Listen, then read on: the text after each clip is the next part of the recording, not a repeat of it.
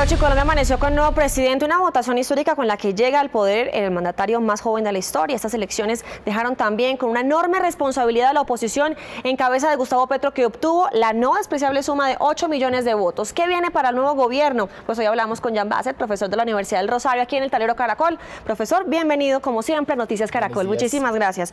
Iván Duque, 41 años, es el nuevo presidente de Colombia y obviamente nos estamos preguntando esos grandes retos para este nuevo gobierno de derecha, el Centro Democrático que llega al poder. ¿Qué representa esa votación? 10 millones de votos para el gobierno que empezará el próximo 7 de agosto.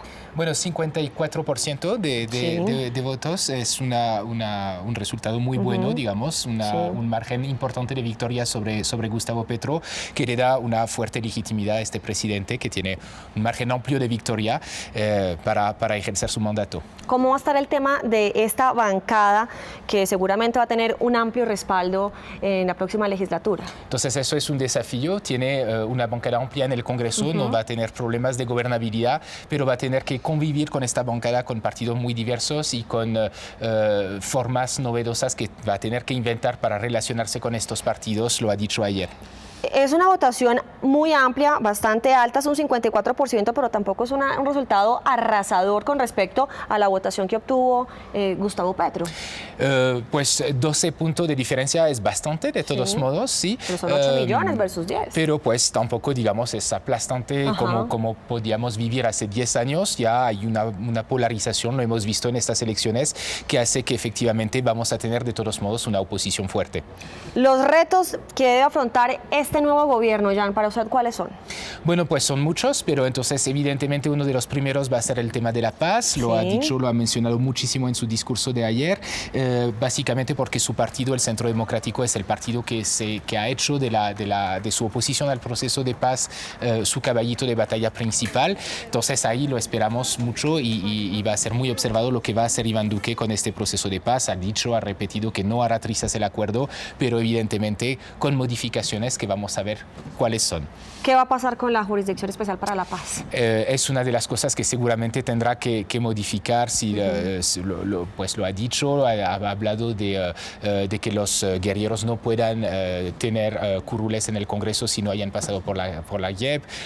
Se ha hablado, la senadora María del Rosario Guerra hablaba ahorita del tema del narcotráfico como delito conexo. Entonces, varias modificaciones que son delicadas, que Iván Duque va a tener que hacer y al mismo tiempo con mucha prudencia para evitar que desanimar un poco los guerrilleros y que finalmente se eche un poco por la borda la paz con esas modificaciones. Entonces tendrá que ser muy prudente. El tema de la seguridad también, digamos que pudo ser uno de los temas más importantes que se tocó durante la campaña de Iván Duque. ¿Qué se va a trabajar en ese aspecto?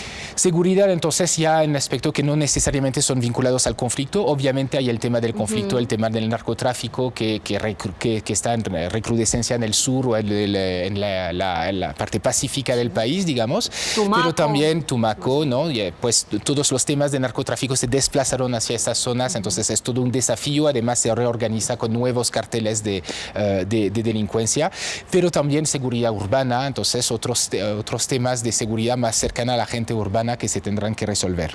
El tema de la economía fue mencionado también ayer en el discurso de Iván Duque. Por supuesto, porque eso es uno de sus caballitos de batalla. Nos habló mucho de emprendimiento, nos habló mucho del emprendimiento joven, de la economía naranja, del tema de bajar los impuestos a las empresas. Entonces esos son sus temas de predilección. Entonces evidentemente ahí va a ser uno de los principales frentes, digamos, para su gobierno. La relación con los demás países, ¿cómo va a ser? Digamos que ya fue felicitado por presidentes como Piñera en Chile, el presidente de México también. ¿Cómo ve usted ese panorama de relaciones exteriores? Yo creo que pues la victoria de Duque se inscribe un poco en una tendencia más efectivamente de victoria de las fuerzas de derecha en América Latina. Entonces nos ubicamos un poco en la tendencia regional. Vamos a ver, pero probablemente Iván Duque va a tener un escenario bastante favorable para establecer buenas relaciones con los países vecinos. Sin duda usted estaba tocando un tema que por supuesto fue el caballito de batalla, pero también la gran preocupación de muchísimas de las personas. ¿Se van a hacer trizas los acuerdos de paz con las FARC? Él ayer hablaba de no hacer esto, sino de hacer algunas correcciones. ¿Cuáles serían esas correcciones que se le puede hacer en este nuevo gobierno? Estando blindados los acuerdos por parte de la Corte Constitucional. Pues estando blindados más o menos, hay que ver exactamente, hay margen de todos modos. Sí. Evidentemente acá él no quiere evidentemente hacer trizas los acuerdos de paz, pero no depende solamente de él, depende de cómo esas modificaciones sean recibidas por las bases guerrilleras desmovilizadas, ¿no? Hemos visto que ya desde el mismo gobierno de Santos muchos guerrilleros, o sea, una parte consecuente, una minoría importante de guerrilleros decidieron retomar las armas a través de grupos de delincuentes nuevos o disidencias. Entonces, el peligro, digamos, es que con estas modificaciones, pues, acabe un poco con la credibilidad de esos acuerdos y propicie que este movimiento se amplifique. Ayer hablaba sobre él será el presidente de todos, para todos, pero también habló sobre el tema de la corrupción durante su discurso. Pero ¿cómo va a ser la lucha contra la corrupción con un gobierno al que se le aliaron los llamados partidos enmermelados, o por lo menos llegaron los partidos tradicionales, el partido de la U, la gente de Cambio Radical, el Partido Conservador? ¿Cómo va a ser esa lucha contra la corrupción? Eso es un tema difícil, pues ha sido enfático, por ejemplo, en el respaldo de la consulta anticorrupción, pero es un tema difícil para cualquier presidente que fuera electo, porque pues se tiene que reinventar una forma de vincularse con el Congreso. Iván Duque va a tener una mayoría amplia, entonces no va a necesitar, digamos, de usar esta famosa mermelada, pero pues Santos también la tenía y la tuvo que usar de todos modos. Entonces, pues acá vamos a ver cómo va a lograr relacionarse con las fuerzas que lo apoyan en el Congreso. Una amplia bancada que tendrá Iván Duque, pero además Gustavo Petro será la persona que va a liderar la bancada de oposición y Ángela María Robledo también tendrá una curul en la Cámara de Representantes. Este es un triunfo definitivo para la izquierda, esto no se puede ver como una derrota, Jan.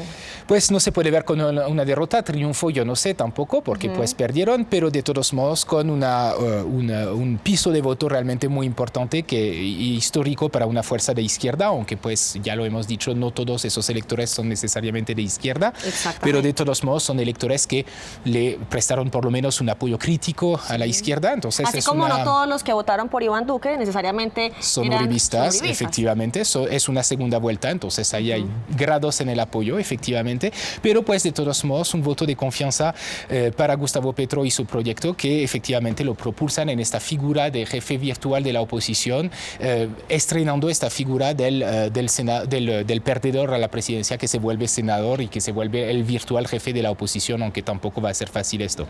Ahora vamos a cerrar con esto que también es histórico y es muy importante, el tema de la primera vicepresidenta mujer, Marta Lucía Ramírez. Es una mujer destacada en la labor pública como funcionaria de diferentes gobiernos, en diferentes carteras. ¿Cuál será el papel que debe jugar Marta Lucía Ramírez cuando hemos visto, por ejemplo, tanto algunos vicepresidentes con una figura algo decorativa, con todo el respeto, pero también vimos, y usted lo mencionaba hace un rato, un tema como Germán Vargas Lleras, que tuvo también a su cargo importantísimas funciones como vicepresidente? Así es, pues el papel del vicepresidente depende mucho del papel que el presidente le quiera dar finalmente, ¿no? Entonces, efectivamente, tradicionalmente no jugaban un papel muy grande, pero Germán Vargas rompió un poco con esa tradición y tuvo un papel muy protagónico. Seguramente Marta Lucía Ramírez, que es una señora que tiene mucho peso en la vida política, va a tener un papel que desempeñar acá. No sabemos cuál, dependerá de lo que decida Iván Duque, pero seguramente jugará un papel en este gobierno.